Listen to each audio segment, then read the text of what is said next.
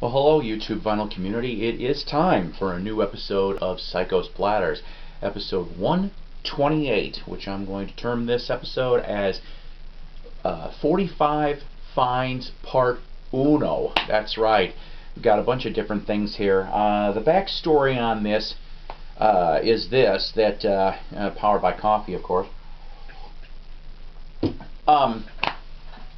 That a couple weeks ago, this would be about 2 weeks ago, I think, Doug Fields, yeah, you remember him, the ever-famous Doug Fields, went off and I bumped into him at a coffee shop, because we go have coffee sometimes, and he goes off and says to me that just before the resale shop that he was going to was closing for the day, that a whole big box of 45s came out.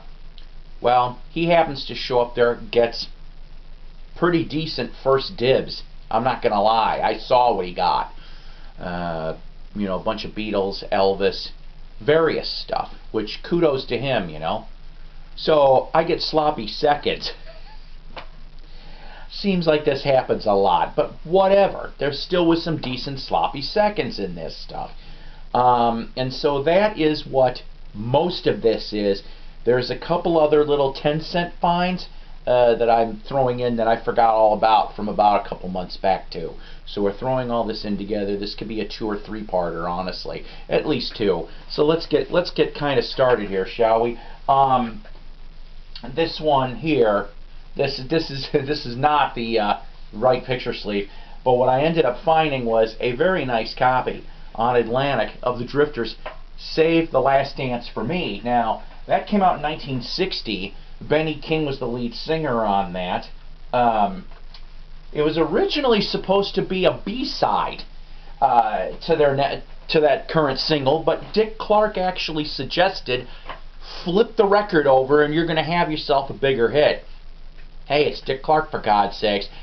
And that's exactly what they did, and they ended up having a really big hit. 3 weeks at #1, actually. The single was produced by Lieber and Stoller, who were very famous producers at that time, especially for Atlantic, Atco, you know, other ones as well. They were being, how do I explain this? They were in an apprentice fellowship, though, with Phil Spector. Wikipedia and one other source is actually suggesting, could Phil Spector have been loosely involved in this particular production? We may never know. I'm just saying, but I just thought that was kind of cool to find that fact out. But, so like I said, I found the Drifters record in this. I found another Bobby Vinton picture sleeve, both sides of this. Rain, Rain, Go Away. August 1962, it was a top 15 hit for Bobby Vinton. I saw Bobby Vinton about maybe a little over 10 years ago. Really nice guy, really nice guy. Next one here, on Verve, Ella Fitzgerald with the Paul Smith Quartet. This was recorded in February 1960. This is Mac the Knife in Berlin, Germany. This is the single off of Ella in Berlin. Really nice copy. Anything on Verve I'm going to snag dirt cheap. This one here was a little bit goofy. Brontosaurus Stomp by the Piltdown Men.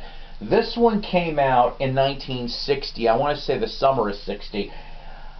Piltdown Men, the name came from, I guess there was a hoax back then of something called a Piltdown Man. Now, I wasn't going to dig around for this. I'm assuming it's some type of caveman thing, okay? So they decided, guess what, we're going to call ourselves the Piltdown Men. What this actually is, aka, is Ed Cobb and Lincoln Mayorga of the Four Preps did a couple instrumental singles. If I remember correctly, right when the Flintstones came out, the last 45, I think that it involved Mrs. Flintstone or something. Hello, Mrs. Flintstone. Goodbye, Mrs. Flintstone. Thought that was kind of cool. Frank Gehry, Lullaby of Love. May 1961 this came out. This was a top 25 hit. I had to dig around for a little bit of information on this guy because I never heard of this on Cascade Records here, okay? But it turned out that this pretty much was the big hit for him. He would actually be better known for being composer and producer of TV themes and jingles. He did the Smucker's jingle. I guess he did a little bit of McDonald's work. But mainly he's known for the Good Morning America and the Oprah Show themes. That's what he would end up being, Frank Gehry. This next pair here, late 1959. I got a twin spin of Dion and the Belmonts. I'm not going to pass up any Dion and the Belmonts. Late 1959, Lover's Prayer. And 1960s, When You Wish Upon a Star. Now, I got to tell you something. A lot of these 45s, I don't know if you guys do this. I do this a lot, if I can get away with it. A lot of these 45s did not come with the sleeves they were supposed to. So, you know what? When I buy stuff, yeah, I take the sleeves and stick them, even if they don't match. So, I mean, I like my records protected, just like you guys. All right. Spring of 1961 on VJ, D. Clark's Raindrops. It was his biggest hit. Yeah, actually, though, he was born in Blytheville, Arkansas in the 40s. He started out in gospel and then ended up in a group called the Hambone Kids in 1952 on OK Records with the song Hambone. In 1953, he ended up in the Golden Tones, which would end up turning into the Cool Gents. 1957, he would go solo. When Little Richard originally renounced rock and roll, which I think was in 58, I could be wrong on that, but when he renounced it and quit, D. Clark was the one that actually picked up the slack and took the rest of the tour dates that Little Richard was supposed to be doing. And not only that, D. Clark actually took Richard's band, the Upsetters, and they did the whole rest of the tour that way. I thought that was kind of cool. By the way, quick little thing, new old Little Richard album coming out in from 1970 is coming out on a small Tampa Bay label. Look it up. I can't tell you any more information than that. But D. Clark here passed away in 1990, so really cool to have that in the collection. This one here, I honestly cannot remember if I actually had a copy of this or not. I could be wrong. On Arwen, Jenny Lee from Jan and Arnie. Now, believe it or not, this came out in late April 58, but the song was written about a burlesque performer, a Hollywood burlesque performer. I think it was like Virginia Lee something, okay? And and the thing is, the rhythm on this song, so the background rhythm is the sound of somebody hitting a children's metal high chair. That's what this is.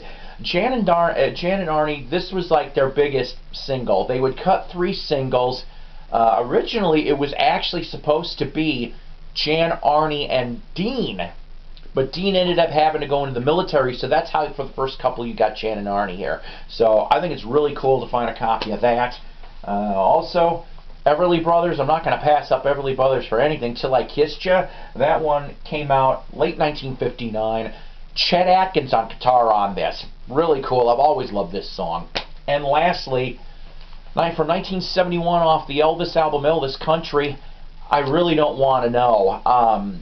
Like I said, I've never seen this Elvis one, so that's kind of cool. I'll grab up Elvis any day of the week, and most of those were 25 cents a piece here. Like I said, I got a lot more to tell you guys about that in the next part. New subscribers, I want to thank My Vinyl 2, Vinyl-Spin, Doctor, D-O-C-T-E-U-R, Robert from France. Thank you, sir, for subscribing. That now makes 8 countries that I have subscribers in, from, let's see, Canada, UK, Ireland, Scotland, France, Australia, and I think I got a New Zealand too. I thank everybody worldwide. The whole VC thing, this is a worldwide love, isn't it? And lastly, the legendary Roger Coleman, R-O-D-G-E-R Coleman. I thank all of you guys for subscribing to Psycho's Platters, and I'm going to try to keep it all educated and entertained for you guys. I love doing this, as everybody knows. And so I thank all the subscribers and the people that have viewed. All right, some quick shout-outs really quick, of course. Wax Museum with Ronnie Dark, the best Sunday night radio rock show you're going to find out there. 6 to 9 p.m. Central Standard. Go like them on Facebook. You can listen to the show like I do through Uber stations.